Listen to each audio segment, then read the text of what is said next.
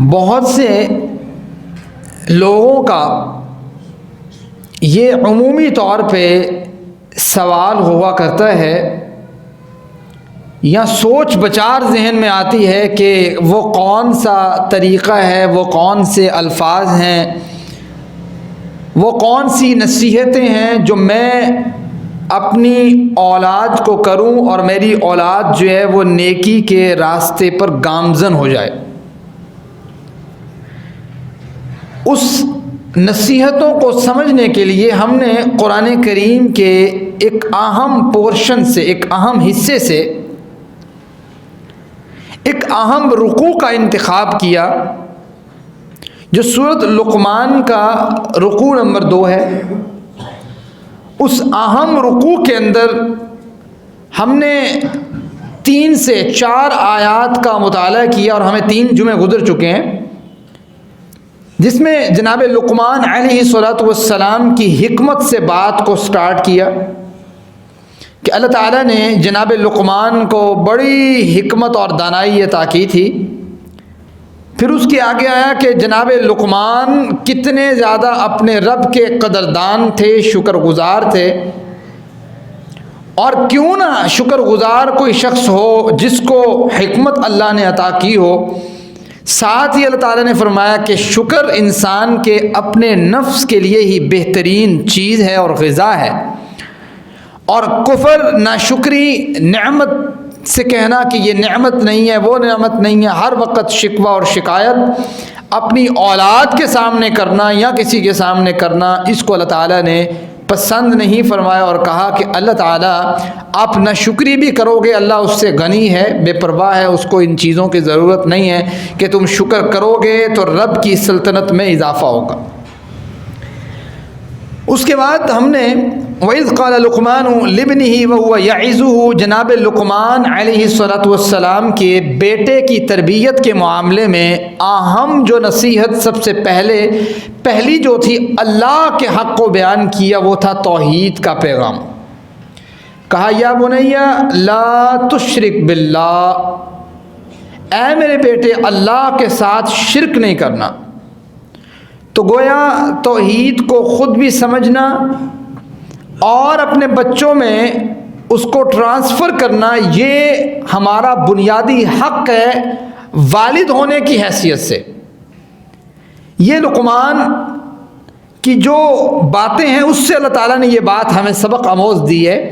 پھر اللہ تعالیٰ آگے فرماتے ہیں، جناب لقمان نے اس نصیحت کو کیا اور ساتھ یہ بھی فرمایا کہ دیکھو شرک جو ہے یہ تو ظلم عظیم، لظلم عظیم، بہت بڑا ظلم ہے۔ اس کی سمجھ بوجھ دینا، اس کے اوپر ڈیٹیل جو ہے جمع ہو چکا ہے۔ پھر ہے جناب لقمان علیہ السلام کی ان باتوں کے درمیان میں اللہ تعالیٰ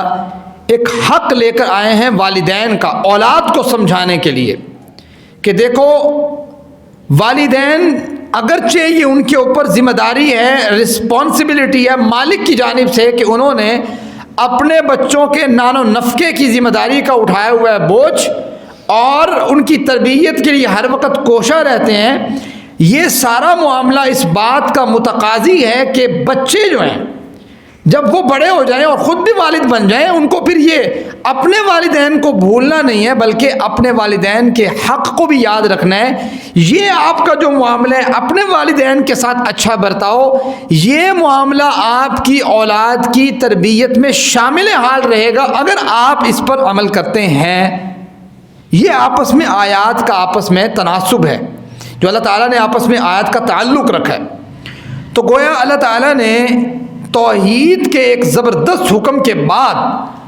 جو کہ اللہ کا حق ہے، یعنی حقوق اللہ کے لسٹ جب مرتب کی تو سب سے پہلے اللہ کے حق میں توحید کو رکھا۔ اس کے برعکس حقوق العباد میں جب لسٹ آگے آئی تو اللہ تعالیٰ نے جناب لقمان علیہ السلام کی بات کے فوراً بعد والدین کے حق کو رکھ دیا۔ اور پھر والدین کے حق کو ہم گزشتہ جمعۃ المبارک میں کچھ اچھے طریقے سے پڑھ چکے ہیں۔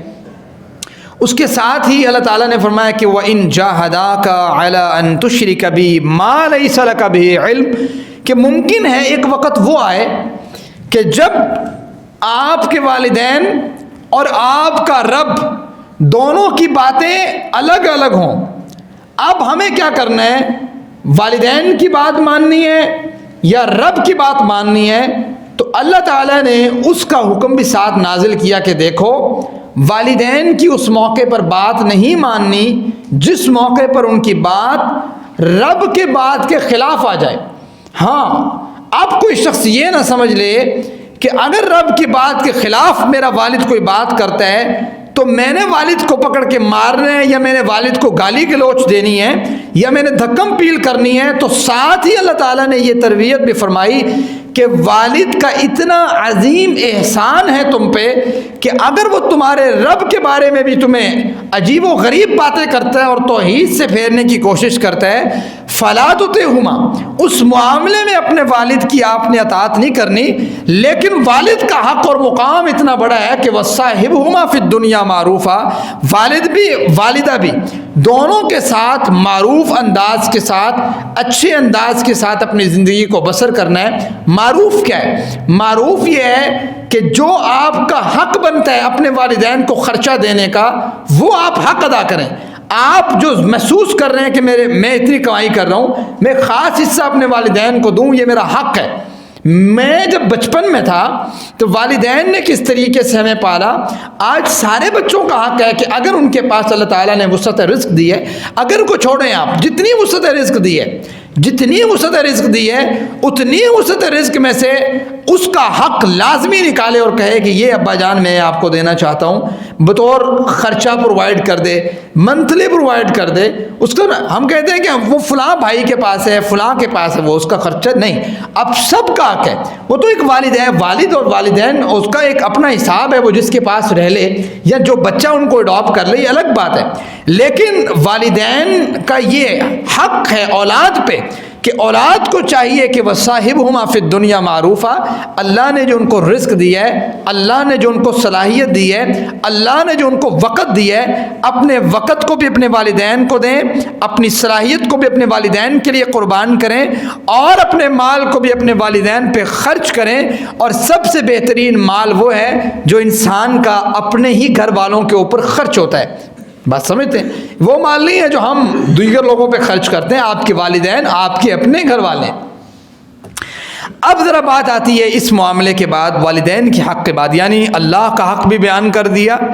اور والدین کے حق کو بھی بیان کر دیا۔ اب جناب لقمان کی دوبارہ نصیحت آگے جو ہے نا اللہ تعالیٰ سٹارٹ کرتے ہیں کہ اب وہ آگے پہلی نصیحت کیا کرتے ہیں، یعنی توحید کی سمجھ بوجھ تھی اور ساتھ والدین کا حق، والدین کے حقوق اولاد پہ، اولاد کے حقوق والدین پہ، یہ سمجھنا بہت ضروری، اور ساتھ ہی پہلی نصیحت احکامات میں، بلکہ ابھی بھی عقیدے کی بات چل رہی ہے، احکامات کی بات آگے آئے گی۔ فرماتے ہیں یا بنیہ، یہ اپنے بچے کو پیار سے مخاطب کرنے کا انداز ہے، یا جب بچہ چھوٹا ہو تو اس کو کہتے ہیں یا بنیہ، اے میرے بچے، اے چھوٹے بچے، یعنی بچپنے سے اپنے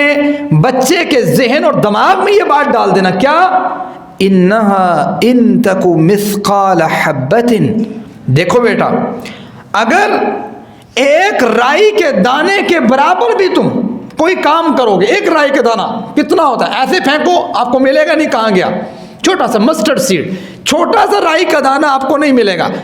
یہ رائی کا دانہ اتنا چھوٹا سا بھی آپ کوئی گناہ کریں یا کوئی عمل کریں یا کوئی آپ بددیانتی کریں، یہ عقیدہ بن رہا ہے بچے کا، بتایا جا رہا ہے کہ دیکھو کیمرے کی آنکھ دیکھ رہی ہے اس سے کوئی خوف نہیں ہے، ابا جی کی آنکھ دیکھ رہی ہے کوئی خوف نہیں ہے، امی کی دیکھ رہی ہے کوئی خوف نہیں ہے، اصل خوف کس کا ہے وہ ذرا اس کے دل میں اتاریں۔ بلی آ گئی، کتا آ گیا، فلاں آ گیا، یہ آ گیا، یہ ہم سکھاتے ہیں عمومی طور پہ، تو یہ اس کی بجائے اگر یہ سکھایا جائے کہ رب کا خوف، اللہ کا ڈر، یا بنیہ، اے میرے بچے، اے میرے بیٹے، انہا ان تک مثقال حبۃ، یاد رکھ ایک رائی کا دانہ جتنا ہوتا ہے اس کے برابر بھی فتکن فی صخرۃ او فی السماوات او فی الارض، وہ رائی کے دانے کے برابر جو عمل ہے چھوٹا سا، وہ آپ غاروں میں جاؤ، زبردست قسم کے پہاڑی علاقے میں نکل جاؤ اور غاروں کے اندر سے دوسرے غاروں میں گھس جاؤ، وہاں جا کے بھی آپ کر لو، او فی السماوات، یا چڑھ جاؤ سیٹلائٹ سے اوپر اور جا کے چھپ چھپا کے کسی اور سیارے پہ بیٹھ کے کر لو،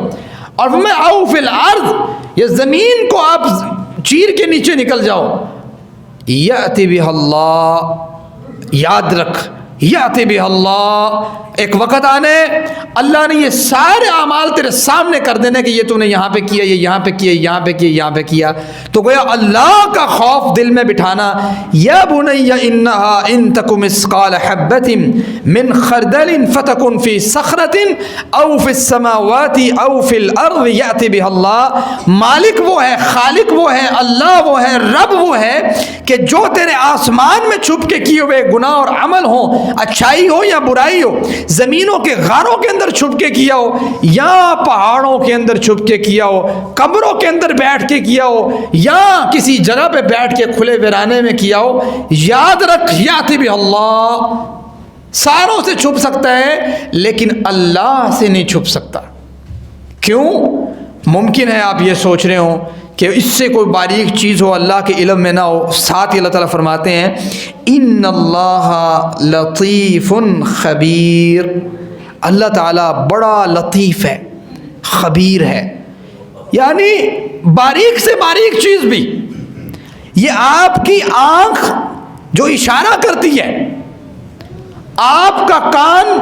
جو سننے کی خواہش رکھتا ہے، آپ کا دل جو چاہتا ہے، آپ کے دماغ میں جو کیفیات پیدا ہوتی ہیں، اللہ تعالیٰ اتنا لطیف ہے کہ اس کو آلریڈی پتا ہے کہ یہ چیز انسان اس وقت یہ سوچ رہا ہے۔ چیز تو دور کی بات ہے، چیز کا وجود نہ ہو اور انسان کے خیالات آ رہے ہوں ذہن میں، اللہ وہ بھی جانتا ہے، اور خیالات ابھی آئے نہ ہو، اللہ پہلے جانتا ہے، وہ اتنا لطیف ہے۔ چھپ سکتا ہے انسان؟ اور خبیر، لطیف، باریک بینی کے ساتھ ساتھ باریک بھی اتنا کہ ایک کالے رنگ کی جو چٹان ہے اور کالی رات سے مراد ہوتا ہے، جیسے ایک تو چاندنی راتیں ہوتی ہیں نا کچھ، جس میں 12 13 14 15 16 17 کی جو راتیں ہیں، اس میں چاند عمومی طور پہ اوپر ہی ہوتا ہے، اس سے پیچھے چلے جاؤ یا اس سے آگے چلے جاؤ تو چاند جو ہے نا بہت نیچے ہوتا ہے، تو یہ راتیں تھوڑی کالی کہلاتی ہیں۔ یعنی سمجھ لو کہ پہلی 5 6 راتیں اور آخری والی 4 5 راتیں جو ہیں کالی رات ہو اور کالی چٹان ہو، بادل کالے چھائے ہوئے ہوں، کالے رنگ کی چونٹی ہو اور وہ پتھر کے اوپر سرک رہی ہو، اللہ تعالیٰ اس کی آواز کو بھی جانتا ہے، اس کی آہٹ کو بھی سنتا ہے، اس کے بولنے کو بھی جانتا ہے، اس کے چلنے کو کہاں جانا ہے وہ بھی جانتا ہے، آلریڈی جانتا ہے۔ لطیف اتنا ہے وہ، خبیر خبردار اتنا ہے کہ اس کو تمہارا سارا پتہ ہے، پہلے سے پتہ ہے کہ تم نے کیا کرنا ہے، کیا نہیں کرنا، خیالات کیا آ رہے ہیں، تو یہ خبردار رکھنا اللہ تعالیٰ، یہ اللہ تعالیٰ کی صفت ہے۔ تو اللہ تعالیٰ فرماتے ہیں کہ یہ ایک جو عقیدہ ہے اپنے بچوں کے ذہنوں میں پیوست کر دیجئے، بتا دیجئے کہ کسی کا ڈر نہیں ہے، مومن کو ڈر ہے صرف رب کا کہ سب سے چھپ سکتا ہے انسان لیکن اللہ سے نہیں چھپ سکتا۔ یہ ہے عقیدہ، پہلے شرک کے بارے میں بتایا اور ساتھ ہی اللہ تعالیٰ کی یہ صفت کہ انسان کوئی چیز چھپا نہیں سکتا۔ آگے چلیں،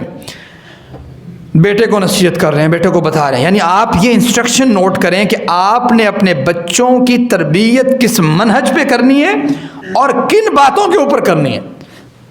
اب احکامات کی باری آتی ہے۔ احکامات میں سب سے پہلا حکم دیا یا بنیہ، اے میرے بیٹے۔ کون سا حکم سب سے اہم ہوگا؟ ساتھ فرمایا اقیم الصلاۃ، نماز قائم کرنا۔ دیکھو یا بنیہ اقیم الصلاۃ، اے میرے بیٹے نماز کو قائم کرنا یہ احکامات میں سب سے افضل عمل ہے۔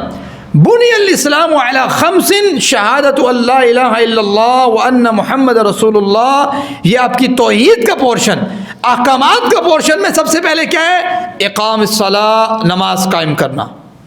وَإِيتَاءِ الزَّكَاةِ، پھر زکوٰۃ کے معاملات بعد میں۔ تو یہ نماز اپنے بچے کو اس کا پابند، پھر عمر کیا ہے، ایج کیا ہے، وہ آپ آلریڈی جانتے ہیں، 7 سے سٹارٹ کریں، 10 پہ پنش سٹارٹ کریں، مارنا سٹارٹ کریں، تربیت کے سارے مراحل، اس سے 7 سے پہلے ہی بچے کو اپنے ساتھ کھڑا کریں، دیکھیں، اس کو دکھائیں، نماز نوافل گھر میں پڑھیں۔ یہ ایک سارا تربیت کے مراحل ہیں جس سے گزر کے بچے نمازی بنتے ہیں۔ بچے ایسے نمازی نہیں بنتے جیسے ہم بناتے ہیں کہ ہم خود نماز نہیں پڑھیں گے، بچوں کا نجاز پارا پڑھ کے نہ نماز بھی پڑھ لی، تو اس طرح نہیں ہے۔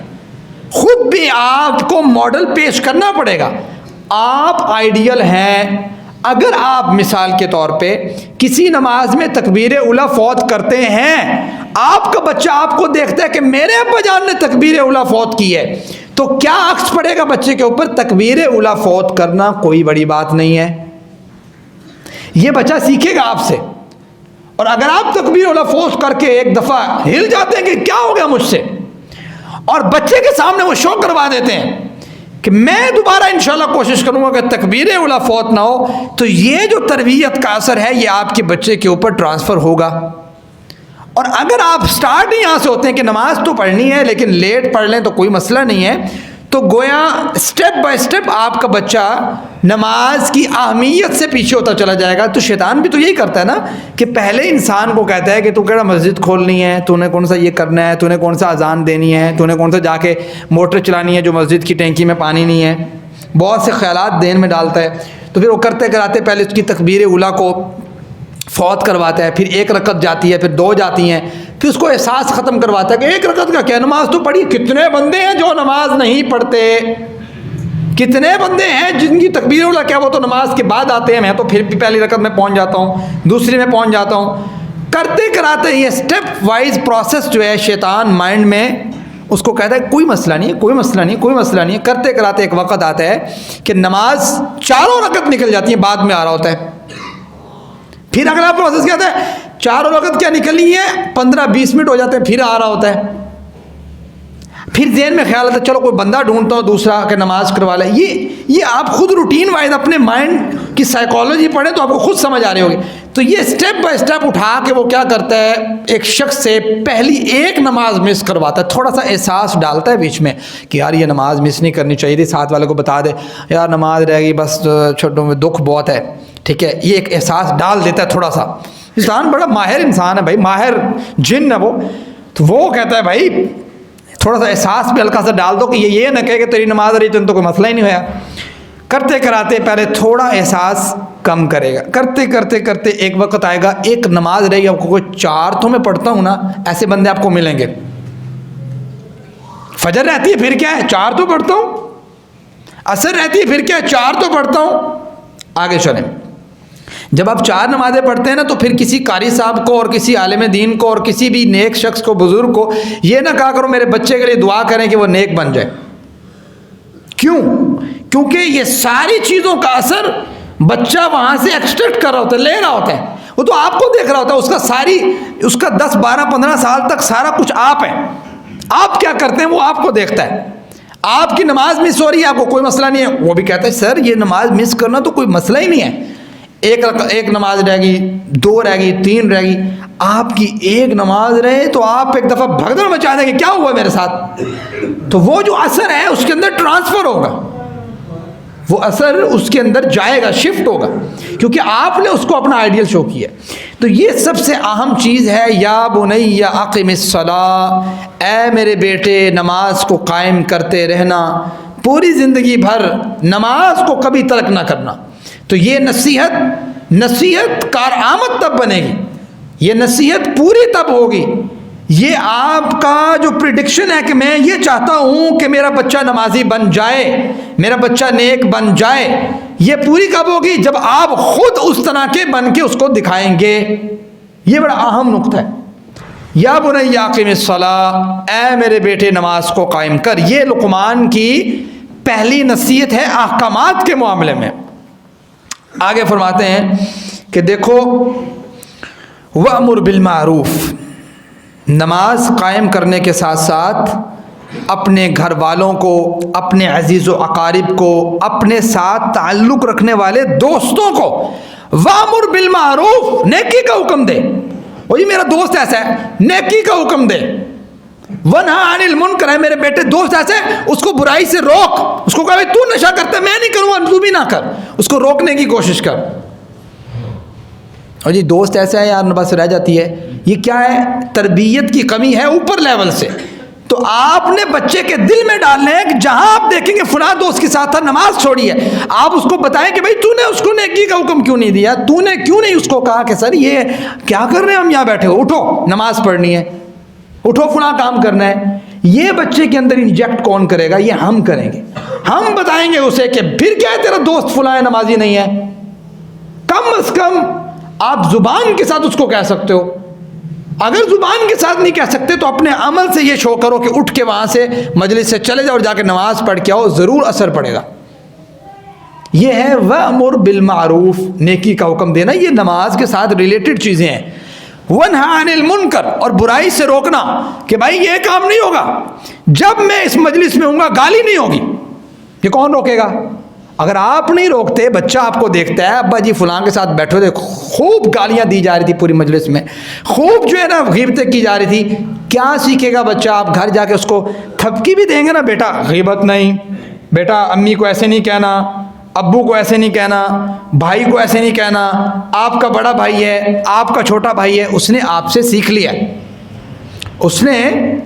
آپ کے عمل سے سیکھ لیا ہے. آپ گھر میں کچھ باہر کچھ, یہ کیسے؟ تو آپ نے اس کے اندر یہ چیز شامل کرنی ہے کہ میں بھی جس مجلس میں بیٹھا ہوتا ہوں اس مجلس میں اگر غلط کام ہوتا ہے تو وَأْمُرْ بِالْمَعْرُوف, میں بھی نیکی کا حکم دیتا ہوں. اور اگر اس مجلس میں کوئی برا کام ہوتا ہے وَنْهَا عَنِ الْمُنْكَرِ, ہاتھ سے طاقت رکھتا ہوں, اگر میرے دوست یار ہو تو میں ہاتھ سے روک کے دکھاؤں گا تجھے, اور اگر میں زبان سے طاقت رکھتا ہوں تو میں زبان سے روک کے دکھاؤں گا. اگر میں دل میں برا جان کے وہاں سے اٹھ جاتا ہوں تو یہ عمل بھی تیرے سامنے ہوگا. اس کے بعد جو اولاد کی تربیت ہوگی تو آپ کو کسی کو کہنے کی ضرورت نہیں ہے. تو یہ چیزیں آپس میں لنکڈ ہیں, جڑی ہوئی ہیں. فرمایا یا بنی اقم الصلاۃ, اے میرے بیٹے نماز قائم کر. وَأْمُرْ بِالْمَعْرُوف, دیکھو دوست یار اچھے برے سب لوگ آئیں گے, ہم نہیں کہتے کہ نہ ملیں, آپ ملیں, ملاقات کریں. ہر کسی کا جو پیشہ ہے, پیشن ہے, آپ اس سے مستفید ہوں, لیکن اس پیشن سے مستفید ہوں, اس کی ہیبٹ سے مستفید نہ ہوں. ہاں اگر آپ کا وہ دوست, اس کی عادات, اتوار, اس کا اٹھنا بیٹھنا بولنا اچھا ہے تو میرے بیٹے بہت اچھی بات ہے, آپ پروموٹ کریں اس کے ساتھ دوستی لگانے. وَنْهَا عَنِ الْمُنْكَرِ, یاد رکھ اگر اس کا برا ہے تو تو نے روکنا ہے. اگر تو نے نہ روکا میں نے تیری پھینٹی لگانی ہے. تجھ سے میں نے پوچھنا ہے کہ تو نے کیسے اس کے ساتھ بیٹھ کے نماز کو ضائع کیا, کیسے اس کے ساتھ بیٹھ کے تو نے جو ہے نا وہاں پہ بیٹھا رہا اور وہاں پہ جو ہے نا نشے اور یہ چیزیں چلتی رہی. یہ چیز ہے وَنْهَا عَنِ الْمُنْكَرِ, برائی کو روکنا. اچھا, اب جب انسان نمازی بھی ہو, اقام الصلاۃ, اور وَأْمُرْ بِالْمَعْرُوف, نیکی کا حکم بھی دے, وَنْهَا عَنِ الْمُنْكَرِ, برائی سے روکنے بھی لگ جائے, تو سارے کہتے ہیں یار اینوں نہ بٹھاؤ, اینوں اپنے نال نہ بٹھاؤ, تیری مہربانی بھائی تو جا. ہوتا ہے اس طرح, یار چھوڑ یار ٹھیک ہے مولوی بعد میں بن لینا, تو یہ کام بعد میں کر لینا, فلاں کام بعد میں کر. وَاصْبِرْ عَلَىٰ مَا أَصَابَكَ, اس کے ساتھ جڑی ہوئی نصیحت یہ ہے, اے میرے بیٹے وَاصْبِرْ عَلَىٰ مَا أَصَابَكَ, لوگ تکلیف دیں گے, باتیں کریں گے, بڑی بڑی باتیں کریں گے. بھائی آپ نیکی کا کام کریں, آپ کو کہیں گے یار یہ شلوار آپ ٹخنوں سے اوپر رکھ لیں. اللہ کے رسول کی حدیث مبارک ہے صحیح مسلم میں کہ شلوار ٹخنوں سے اوپر رکھنا کتنی اہم چیز ہے, کہ تکبر کی ایک نشانی ہے کہ انسان اپنے تہمت کو, اپنی شلوار کو, اپنی چادر کو, اپنی پینٹ کو, اپنے معاملے کو اپنے ٹخنے سے نیچے رکھے. اور اللہ کے رسول نے ان ٹخنوں کے بارے میں ایک زبردست قسم کی وعید سنائی ہے. اب اگر سن لینے کے بعد بھی کوئی شخص عمل کرتا ہے, آپ نے اپنے بچے کو ذہن میں یہ ڈالنا ہے کہ آپ کا نیکی کا معاملہ اللہ کے لیے ہے. لوگ باتیں کریں, وَاصْبِرْ عَلَىٰ مَا أَصَابَكَ, آپ نے صبر کرنا ہے, آپ صحیح ہیں, آپ درست ہیں. اب معاملہ پتہ کیا ہے, معاملہ یہ کہ جو برائی کر رہا ہوتا ہے اس کو کوئی خوف نہیں ہوتا, اور جو نیکی کے راستے پہ گامزن ہوتے ہیں وہ خوف زدہ ہو رہے ہیں, میں یار یہ کیسے نیکی کروں. اللہ تعالیٰ فرماتے ہیں بھئی آپ کو کیا مومن کی یہ شان ہی نہیں ہے. مومن اگر صحیح عمل کر رہے ہیں تو اس کو چاہیے کہ وہ اس پہ ڈٹا رہے, وہ یہ گمان کرے اپنے دل میں کہ میں لوگوں کے لیے آئیڈیل ہوں اس معاملے میں, نہ کہ میرے لیے وہ غلط شخص جو غلط کام کر رہے وہ آئیڈیل ہے. اور نہ ہی مومن شخص کو تمنا کرنی چاہیے تو یار اس کی تو کیا مزے ہیں. کوئی شخص اگر مثال کے طور پہ نشہ کرتا ہے نا, دوسرا کہتا ہے یار وہ تو کمال کا نشہ کرتا ہے, وہ مہنگے والا کرتا ہے, وہ فلاں کرتا ہے. اچھا, دوسرے شخص اگر مثال کے طور پہ کوئی برا کام کرتا ہے, یار اس نے تو پتہ نہیں کتنی عورتوں کو پھنسا رکھا ہے, اس نے پتہ نہیں کتنی غلط عورتوں کے ساتھ کانٹیکٹ ہیں, اس کی تو کیا موج ہے. آپ یہ بتائیں کہ یہ مومن کا جملہ ہے کہ مومن یہ بات کر دے کہ اس کی کیا موج ہے. مومن کہے میری کیا موج ہے, کہ اللہ نے مجھے کتنا پاکیزہ رکھا ہے اور کتنا صاف ستھرا رکھا ہے. وہ بتائے کہ صبغۃ اللہ, میرے پاس رنگ ہے اللہ کا. ومن احسن من اللہ صبغہ, اللہ کے رنگ سے بہترین رنگ بھی کوئی ہو سکتا ہے. یہ کانفیڈنس کریٹ کرنا مومن کی یہ شان ہے کہ وہ کہے کہ میں جس جگہ پہ کھڑا ہوں قرآن کے مطابق، اسلام کے مطابق، یہ وہ جگہ ہے کہ لوگوں کو مجھے آئیڈیل بنانا چاہیے اس معاملے میں، نہ کہ میں ہچکچا جاؤں ایک دفعہ کہوں کہ یار فلاں شخص کے کیا مزے ہیں، میری تو یہ شان ہی نہیں ہے، مومن کی یہ شان ہی نہیں ہے کہ وہ یہ بات کر جائے، وہ کہے کہ یہ جو معاملہ نیکی کا ہے اس میں کیا مزہ ہے کہ کوئی شخص فلاں کام کرتا ہے۔ تو اس کے برعکس جتنی باتیں آتی ہیں تو وَاصْبِرْ عَلَىٰ مَا أَصَابَكَ، اس پہ صبر کرنا یہ بہت بڑا کام ہے، یہ بہت بڑا، میں نہیں کہہ رہا، اللہ تعالیٰ قرآن کریم میں خود کہہ رہے ہیں، فرمایا اِنَّ ذَلِكَ مِنْ عَزْمِ الْأُمُورِ، یہ جو معاملہ ہے نا کہ انسان نماز کا قائم کرے، نماز کو قائم کرے، ہر مجلس میں ہر موقع پر برائی کو نہ کرنے دے کسی کو، دوست ہے اس کو کہ بھائی میرے سامنے یہ کام نہیں ہوگا، گالی میں نہیں دیتا تو مجھے کوئی نہیں دے گا، یہ کہتا جی میرا تو دوست ہے، یہ تو میرا دوست ہے، ہمارا تو یہ چلتا ہے، ہمارا تو یہ چلتا ہے۔ اگر آپ کا دوست ہے اور آپ یہ جملہ کہتے ہیں کہ ہمارا یہ چلتا ہے تو آپ سے زیادہ بے حیا شخص کوئی نہیں ہے، یہ حقیقت بات ہے۔ یعنی آپ کو اتنی حیا نہیں ہے کہ آپ کے والدین کو کوئی شخص گالی دے اور آپ کہیں میرا تو دوست ہے، اس کا مطلب یہ ہے کہ کوئی شخص زنا کرے تو آپ کہیں میرا دوست ہے، اس کا مطلب یہ ہے کوئی شخص برائی کرے آپ کہیں میرا دوست ہے، کہہ سکتے ہیں آپ؟ نہیں کہہ سکتے۔ تو یہ آپ جملہ کیسے بول جاتے ہیں؟ آپ کہیں سر میں اگر کسی شخص کے ساتھ ایسا نہیں کرتا تو مجھے بھی آپ یہ کام نہ کریں، میں اس طرح کی زبان کو پسند نہیں کرتا، لوز ٹاکنگ یہاں پہ الاؤ نہیں ہے۔